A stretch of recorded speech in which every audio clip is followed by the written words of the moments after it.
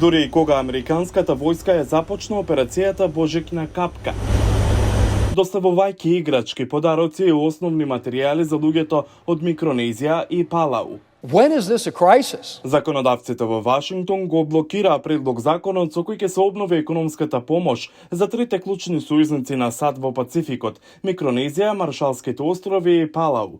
Белата куќа ја нарекува помошта критична за националната безбедност. На ова се согласува поранешниот председател на Микронезија Дејвид Пануело. Себе си се гледаме како дел од домашната безбедност на САД, иако сме суверена нација.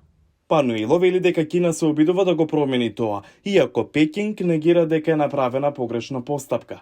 Кинези на вашиот председател му дадоа коверти со готовина. Точно. Тој ми го кажа тоа, а на тој начин можете да видите дека тие бараат влијание.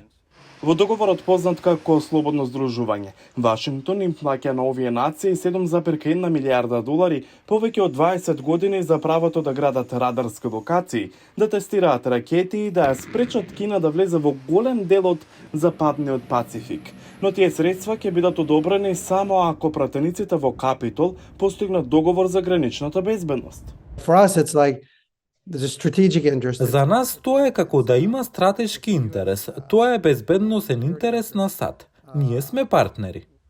Председателот на Палау, Сарун Джелвип, за гласот на Америка изјави дека неговата држава се соочува со буџетски недостиг од $37 милиони. Тој вели дека додека американските законодавци дебатираат дали да ги одобрат овие средства, кинеските власти се подготвени да ги искористат сите празнини што ги остави зад себе Вашингтон.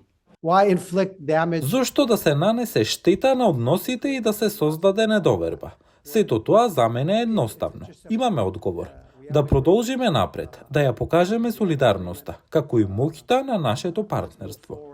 Одобрувањето на договорите има широка двопартиска поддршка во Вашингтон. Републиканската представничка во Конгресот Мишел Стил за гласот на Америка изјави дека таа го поддржува тоа.